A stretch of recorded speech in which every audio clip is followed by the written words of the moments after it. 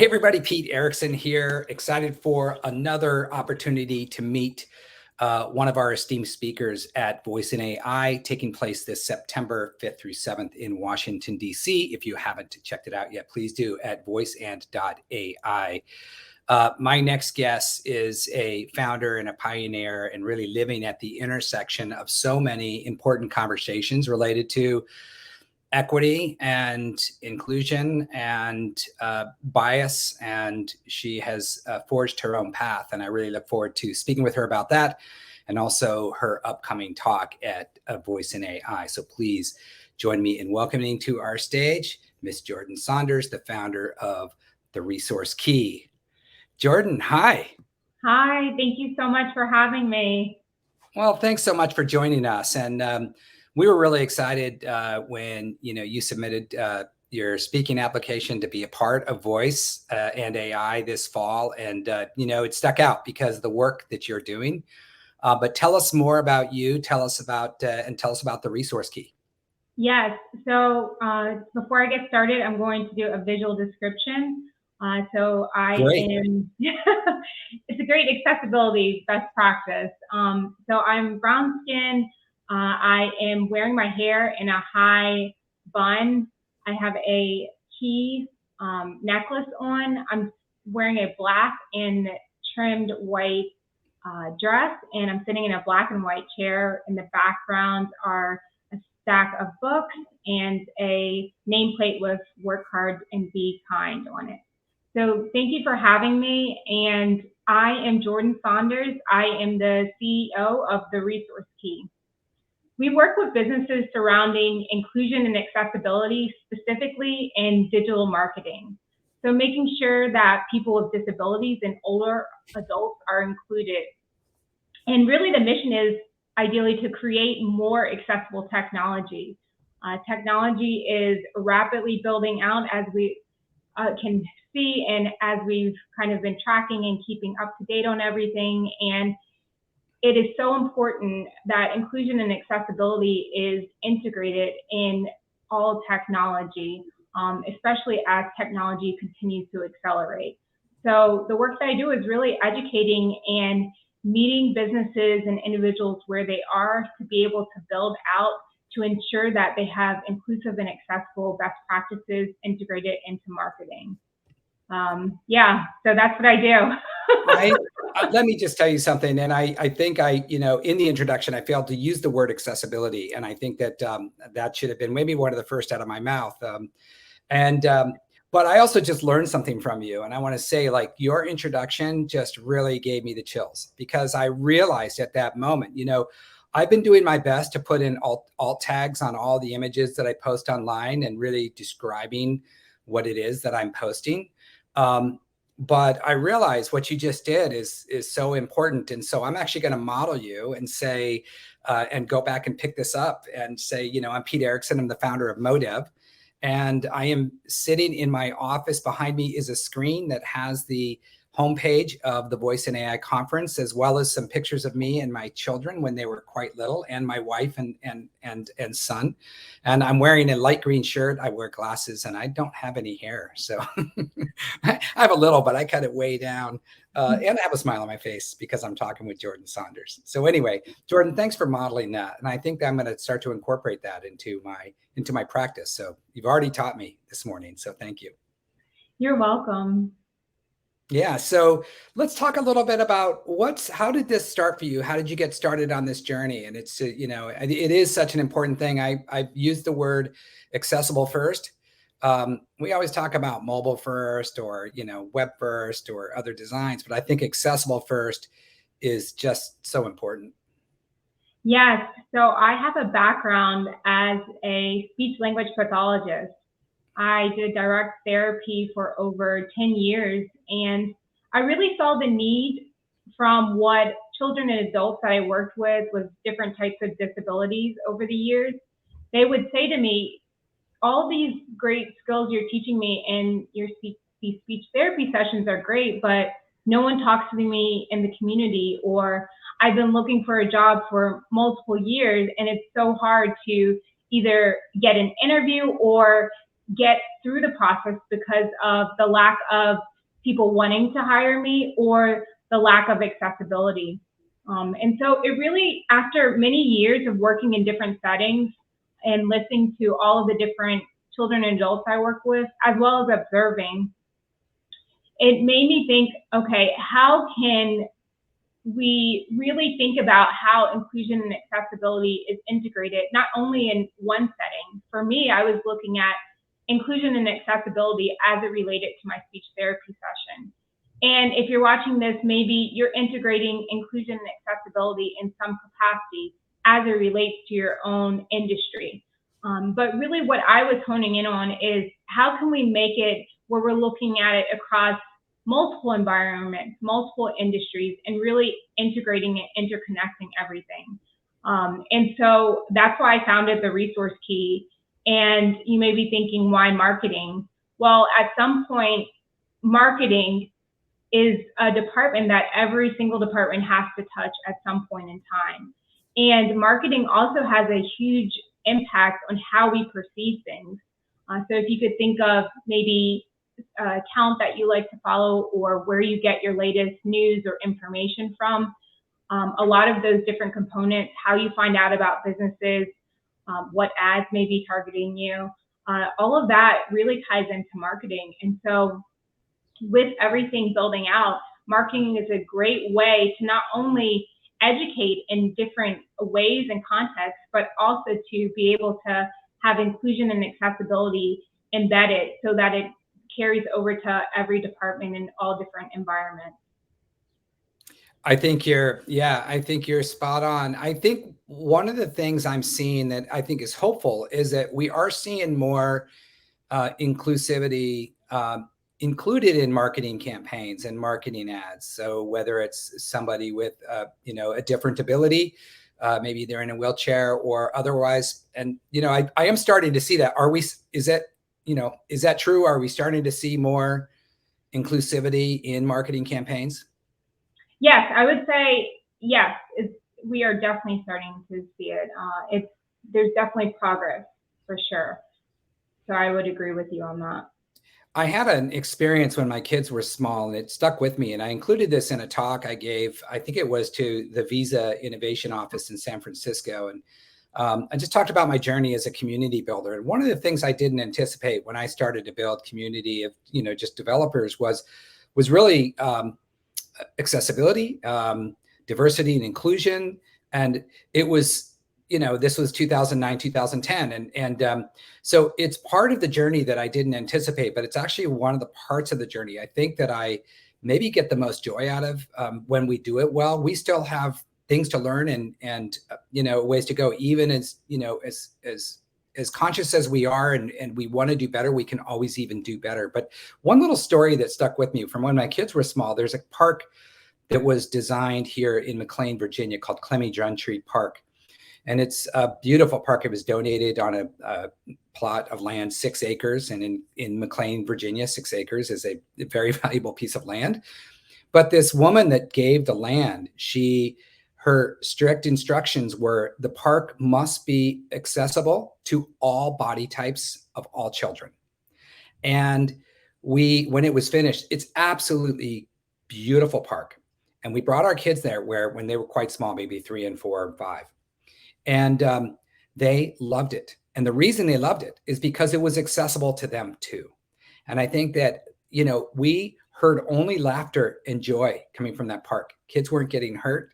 They weren't screaming and crying. It was just this almost magical moment, but it like dawned on me that this park was built accessible first, but it was enjoyed by everybody. Mm-hmm. Everybody could enjoy that park. And I think that's a bit of a metaphor for how we can approach the technologies that we build, the products that we build, the services that we provide.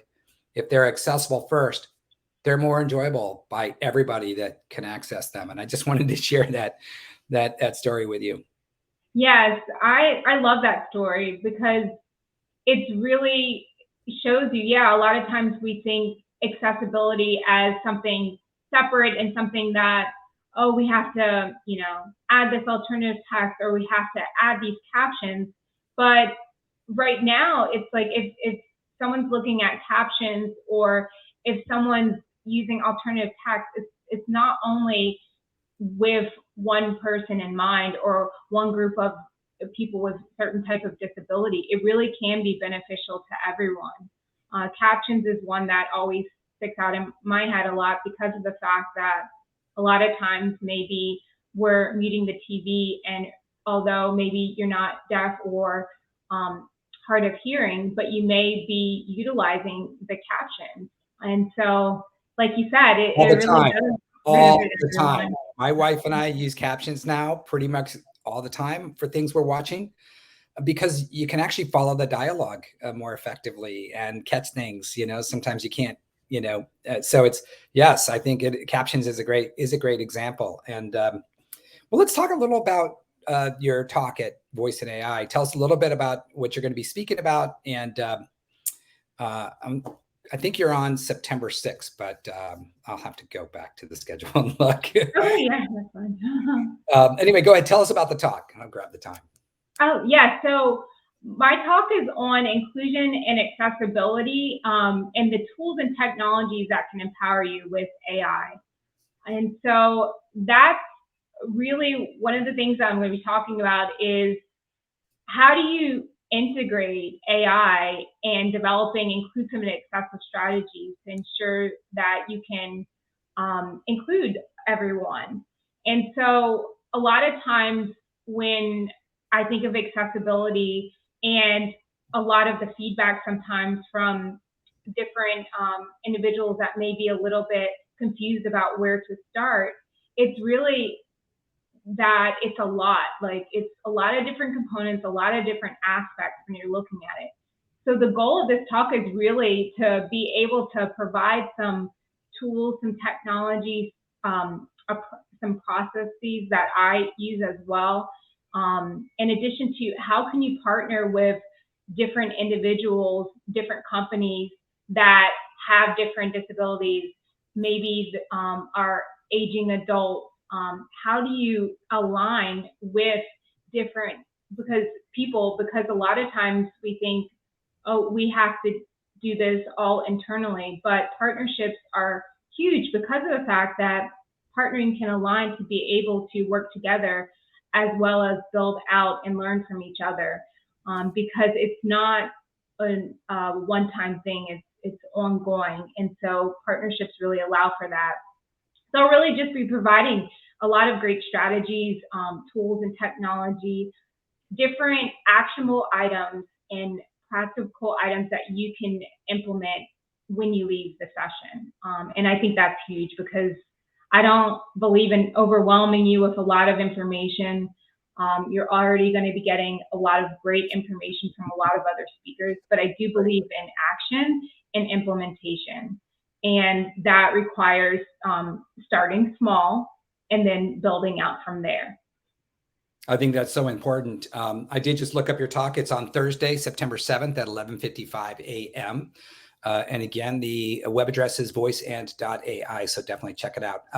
Jourdan, you mentioned, we can only take so much information. Right now, there's just a flood of information on AI and generative AI. There's 100 new tools every day, right?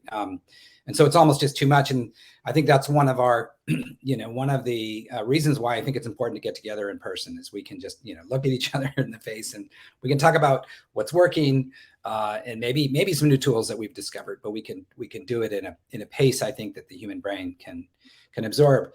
But my question for you is, how do you feel this moment and this shift in technology, right, to a marketplace that is largely dominated now by generative AI, large language models? How is AI going to help improve accessibility? And maybe what do you see as some of the risks? I think it will be very helpful. A lot of what I see is that AI is just, there's a lot of great opportunities if used in a positive, and also if used in a way that helps to move things forward in a positive way. A lot of the things that happen around accessibility are still manual, and which I think it's, you're going to need that, but I see AI as being very much as a companion to be able to help really build out and implement some of the accessibility best practice and to continue implementing. So working with, humans, because a lot of times when people think AI, they think of replacing humans completely. I don't believe that it's replacing humans completely. I believe it's making us even more efficient if used in a way that kind of is a nice companion. In terms of the negatives, I see surrounding accessibility, I see if information is not inputted that is correct, I see it as a negative. If you're not implementing information with some of people with different disabilities or older adults, I see that it could be negative because you're not inputting information in that is accurate. Right. As well as when we talk about inputting information, the information has to get inputted. So that's why I'm definitely a firm believer of action. All of this information is based off of, with AI, what you input. So if you're not inputting anything, it just keeps getting a wider and wider gap when we're looking at making sure technology has accessibility embedded. Because if things continue to build out and things are not inputted, then you're not going to have, that's where a lot of the biases come in and where things are left out because everything is based off of what you're inputting. Yeah, so, I agree. Yeah. I think that there is a lot of bias in the data. I mean, all the time when whether I'm trying to generate an image on one of the platforms, Midjourney or DALL-E, or I'm asking questions, ChatGPT, the bias is just right there, right? It's so easy. If you ask, to show me a picture of a corporate boardroom meeting, right, and it's dominated by white middle-aged males, there's just an example of like that bias, but that same bias exists for people that have disabilities. That's not true, right? And so I think data is so important. I think that we do have an opportunity to get it better. I would also say that I am excited because I do believe that the power of these tools will empower folks that may have differing kinds of abilities and really showcase that they are, as good or better than. In fact, a lot of times they're better than able-bodied people because they have to be that much better. So I hope that AI can enable people to do things that they weren't maybe previously hired to be able to do. So let's hope that continues to be the trend. And, I definitely think so. You brought up a good point. I think the other piece is that it will be great because of the fact too, when it will help with like systems and really making sure that everything is interconnected, because a lot of times something could be accessible on a website, but then if someone's applying for a job, you could go to like an application tracking system that may be inaccessible. And so that creates a disconnect. So I believe AI has great value as well in terms of making sure that, the accessibility kind of integrates across all different areas. Yeah, I totally agree. And I think that,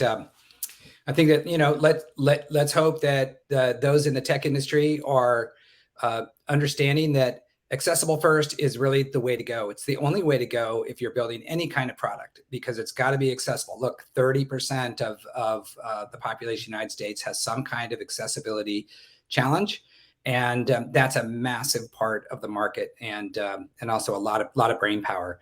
Jourdan, we look forward to seeing you in person at Voice in AI. Thank you again for taking some time to chat with me and teach me about accessibility. I'm going to change my introductions from here on out, where I will describe my surroundings and myself.